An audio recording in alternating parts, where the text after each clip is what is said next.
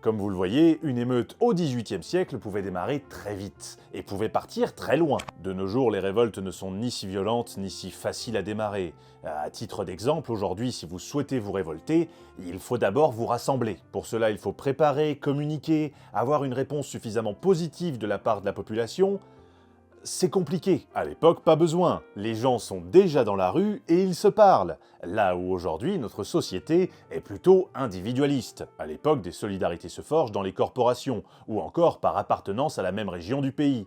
Même dans les sous-classes de la société, on constate de la solidarité. Les mendiants s'entraident, les voleurs, les coupeurs de bourse se filent un coup de main. Les classes précaires sont solidaires des plus pauvres qu'elles, conscientes qu'elles peuvent elles-mêmes devenir miséreuses très vite. Ensuite, observons la violence dirigée contre les forces de l'ordre. Dans l'émeute, on peut tuer le représentant de l'ordre, le policier, le soldat, parce que lui n'hésitera pas à vous tuer. La répression est extrêmement violente. On pend les émeutiers, on tire à balles réelles. Quelque part, la violence de la foule n'est que le reflet de celle exercée sur elle. En analysant notre société moderne avec notre morale actuelle, nous pouvons objectivement la considérer comme violente. Mais nous sommes très loin de la violence ambiante de l'époque. Et quand arrive la révolution de 1789 et que des têtes sont plantées sur des pics, ça fait déjà longtemps que les gars s'entraînent.